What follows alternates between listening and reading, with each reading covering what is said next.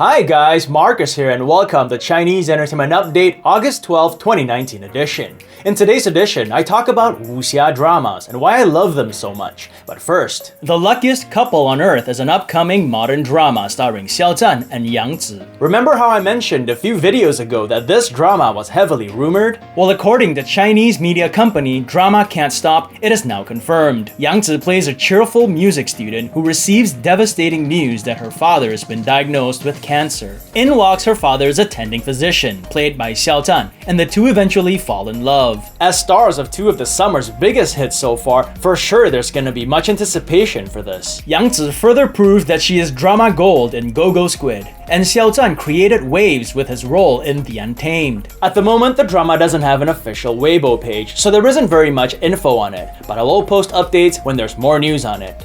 A couple of costume dramas have wrapped filming or have come close to it. In a Class of Her Own is an upcoming costume drama starring Ju Jingyi and Song Weilong, and Ju Jingyi recently wrapped filming her scenes.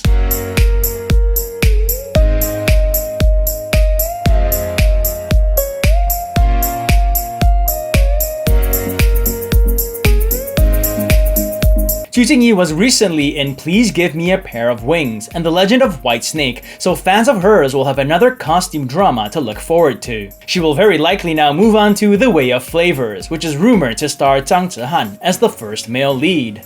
Another drama that's recently wrapped is Love and Redemption, starring Crystal Yuan and Chen Yi. The production wrapped last week after 162 days of filming. Before that, they'd released some posters featuring the two stars being lovey-dovey.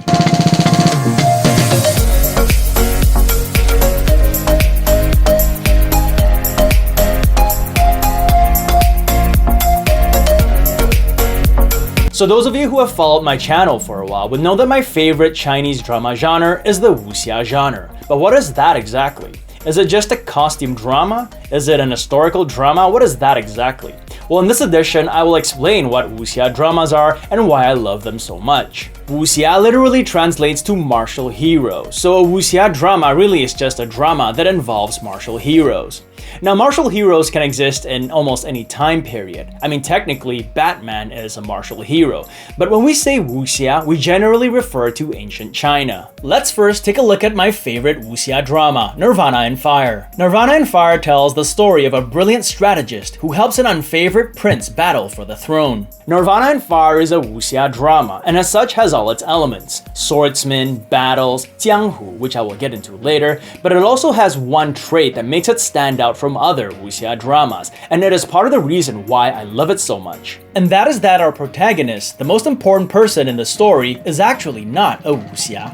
Mei Changsu, our protagonist played by Hu Ge, is not a martial arts expert. On the contrary, he's weak and brittle and is constantly sick. Where his strength lies is in his brilliant mind. So what are the elements of Wuxia dramas? Well, there are many. Elements of fantasy, such as the use of magic powers and appearance of supernatural beings, are very common. Romance is another one that seems like a recurring element these days. Although these elements are ever present in Wuxia dramas, they are not requisites. The only requisite is the martial arts element. The characters must know some form of martial arts, and it has to be reasonably important to the story. Which is why when you look at a drama like, say, Story of Minglan, it is a costume drama, but I don't consider it from the Wuxia genre. Similarly, a drama like Legend of Mi Yue, which deals mainly with inner palace schemes and machinations, is an historical drama, but I don't consider it Wuxia. Then you have a drama like Eternal Love, which kind of is, but kind of not. It has its fair amount of martial arts battles, but mostly deals of romance and fantasy with its different realms and beings. A more proper category for it would be xianxia, but that's a discussion for a different video. Another element that's ever present in Wuxia dramas is the concept of jianghu.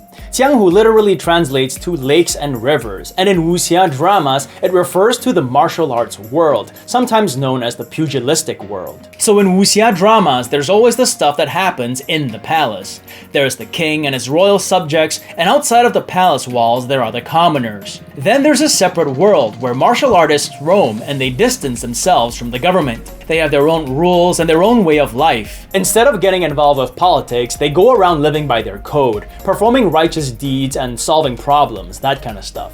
Anyways, in a nutshell, that's what Jianghu is, a separate world where martial heroes roam and lead their own way of life. So earlier I mentioned that Nirvana and Fire is a wuxia drama, but I must also say that I don't consider it one in its purest form.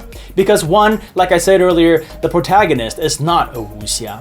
Two, even though martial arts is a big part of it, it is still more about the strategies and mind battles. And three, even though Jianghu is a big part of it, it's still more about the stuff that happens within the palace. So what would I consider a pure wuxia story? Well, when you mention wuxia, one almost automatically thinks of the works by the late Jin Yong. These include Legend of the Condor Heroes and Heavenly Sword Dragon Saber. These I consider pure wuxia stories, where the protagonist is a martial arts expert or starts off as just some regular dude and then cultivates to become a great fighter. There's always the master who teaches him, and colorful characters with colorful names, and the story revolves around the martial world. There are other famous wuxia writers like Gu Long, who wrote Two Peerless Heroes, or you guys might better know it as Handsome Siblings. And there is Huang Yi, who wrote A Step into the Past. But it is Jin Yong whose works have been made into dramas the most, and not only made but remade and rebooted countless times over the years.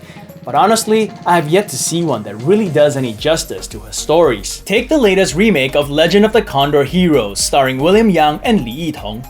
I mean, it was okay, it wasn't terrible, but it was still kind of Mickey Mouse in certain parts, you know, with the cheap CGI and everything. Like, these Jin Yong stories are epic, and I really think that with the right budget, like if they had the budget of, say, Novoland Eagle Flag, and with the right director and the right actors, they could really make something great out of it. So why do I love wuxia drama so much? I guess it comes down to the whole escape part of it, really. As you guys know, dramas are a great way to immerse yourself completely into a different world. I love the martial arts element, the hero element, the Jianghu concept, and if it's a revenge wuxia, then even better because I love revenge stories. Of course, the drama still has to be well made. Like, I'd rather watch a well-made, well-written, well-acted modern drama like All Is Well than watch a crappy wuxia drama, and believe me, there are some crappy ones out there. And that's it for today, guys. This show would not be possible without your support, whether it's through Patreon or just simply by watching, subscribing, and liking. Thank you for watching, and I hope to see you all in the next one. Cheers!